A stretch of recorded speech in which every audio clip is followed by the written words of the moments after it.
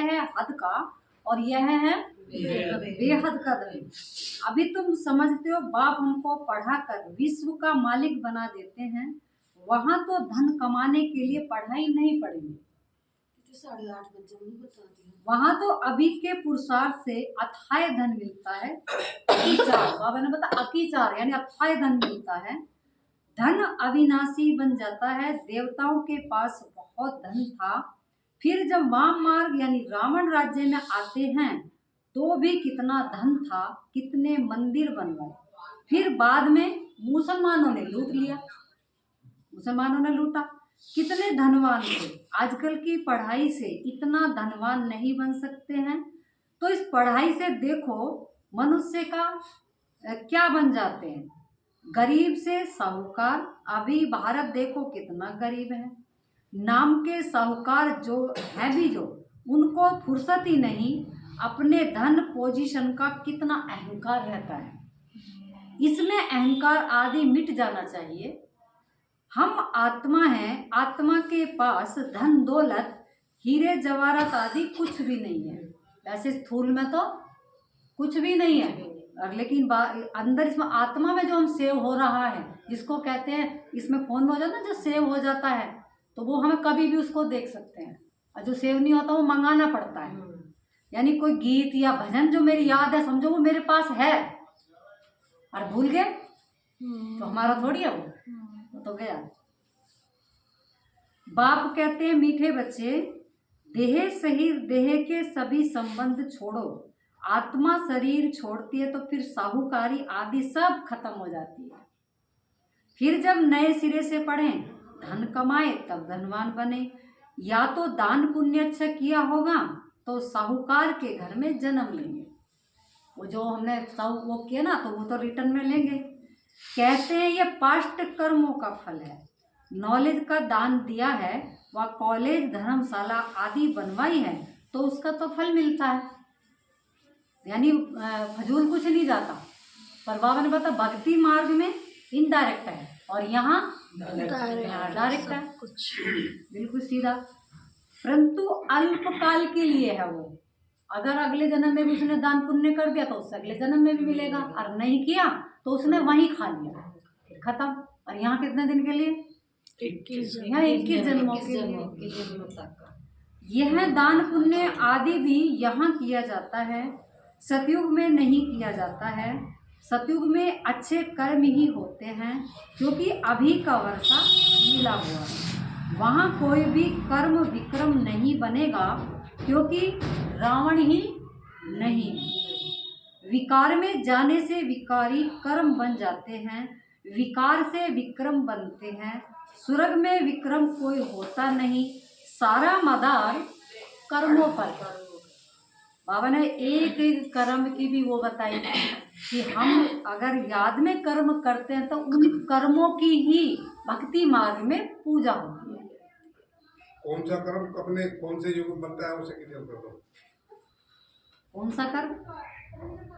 हाँ, बाबा ने बताया ना,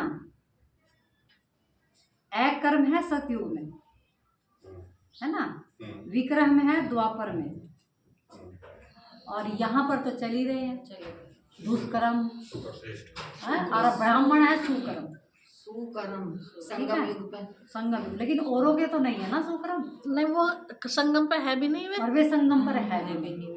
तो बाबा ने कहा यहाँ है सुकर्म, वे है कलयुग में। कलयुग में कुकर्म कैसे, कलयुग कैसे कुकर्म? बाबा ने कहा ना कलयुग हो सकता है ना, अगर हम अपना मैं आत्मा अभी चल रही थी ना ये बात, अगर मधुरता याद रहेगी, अगर मैं आत्मा याद नहीं तो नहीं आएगी ना। तो समझो अगर हम भूल गए और हमें क्रोध आ गया तो जरा सी देर में लड़ाई होगी, तो उसे क्या कहेंगे?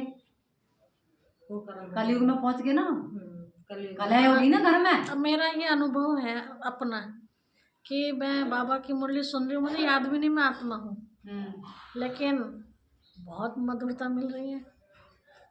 बाबा के एक शब्द में मधुरता आ रही है। मैं भूली बैठी हूँ, मैं देह हूँ या मैं आत्मा, मुझे पता ही नहीं मैं क्या हूँ, लेकिन उसमें खोई हुई हूँ बाबा की मुरली में।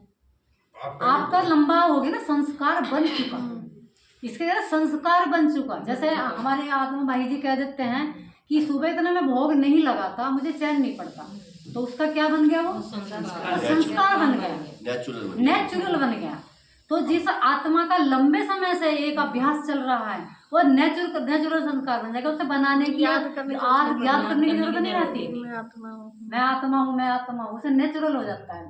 इसी तो बोलते, हम कहते थे पहले आदत, वो आदत बाबा ने बताया संस्कार, उसी संस्कार को आत्मा लेके जाती है। यही तो हमारा धन है। अब तो राजकुमार पे थोड़ा रंग लग गया। ये भी इतने भोग में कुछ पैसे ना रख देती है ना, इतने चैन नहीं पड़ता। अगले दिन एक दिन भूल गई तो अगले दिन पूरे करती है बाबा ने, करवा लिए।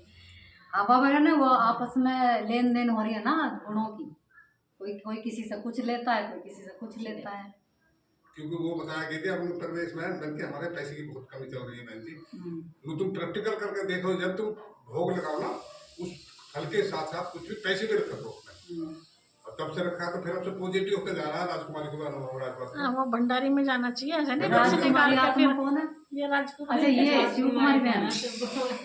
कोई बात नहीं, राजकुमारी मेरे मुंह से निकलता है राजकुमारी। मैंने तो इनका शॉर्ट नाम रख दिया था शिवा बहन। शिवा बहन, ये शिवा बहन क्या है मुझे, कोई बात नहीं। इनका भविष्य का नाम मगर बहुत लंबा नाम पड़ता है, मगर मैं आपको शिवा बहन को क्या बोल लूंगी। भविष्य में बनेगी ना राजकुमारी से पहले। बाबा ने कहा राजकुमारी मेरे से छोटी का, सारा मदार कर्मों पर है, यह माया रावण अवगुणी बनाता है, बाप आकर सर्वगुण संपन्न बनाते हैं। रामवंशी और रावणवंशी की युद्ध चलती है। तुम राम के बच्चे हो, कितने अच्छे अच्छे बच्चे माया से हार खा लेते हैं। बाबा नाम नहीं बतलाते हैं, फिर भी उम्मीद रखते हैं।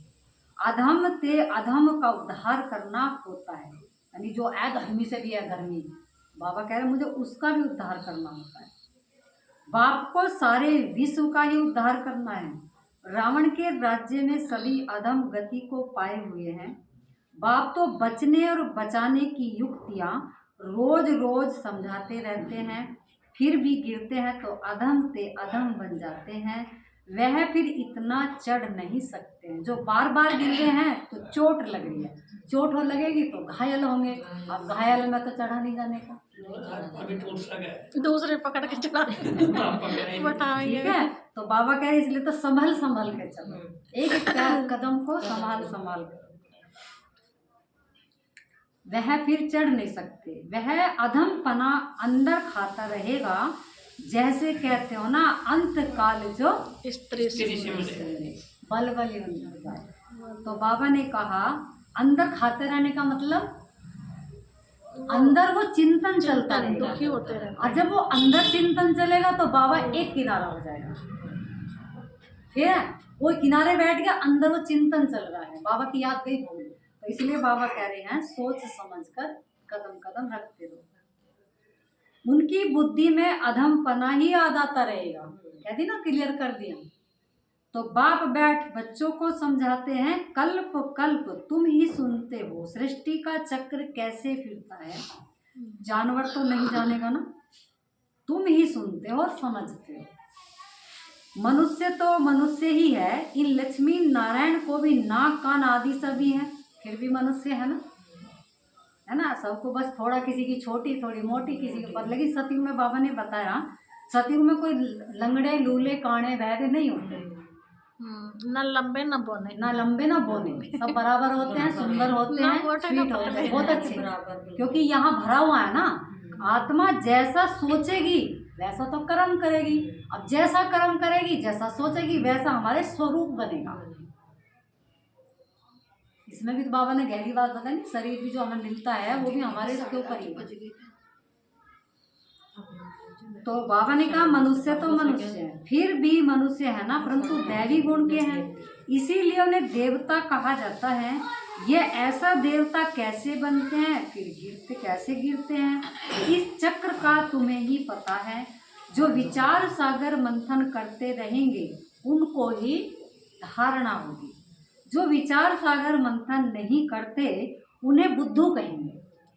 बाबा ने कहा, बाबा ने वो मिसाल देते ना कि गाय चारा खाती है तो उसके बाद एकदम खा करके वो क्या करती है, जुगालती है। वो जुगालती है, जिसको कहते हो उगाड़ती है। उगाड़ने का मतलब अंदर से ऐसा कर करके उसे करती रहती है, जुगाड़ती रहती हो, हजम करती है। हजम करती है, अंदर बाहर बुलाती है वो ऐसा करके और फिर उसे जुगाड़ती है, पहले स्टॉक कर देती है, फिर तसल्ली स्टॉक में करती पीसती रहती है, है। तसल्ली में ऐसे ही बाबा कह रहे हैं, अब हम जो मुरली सुन रहे हैं ये बाहर बाहर निकालती मतलब जैसे अंदर वो- यहाँ गाड़ के नीचे लाती है गले में से, अच्छा, फिर उसको उसको चबाती चबाती है। है, मैं भी ऐसे करूँ। है ना। अच्छा, ऐसे ही हम लोग क्या कर रहे हैं, जल्दी जल्दी क्या कर रहे हैं, सब सुन रहे हैं। सुन रहे हैं, खा रहे हैं, मतलब हाँ, खा रहे हैं। मुरली ले जा रहे हैं।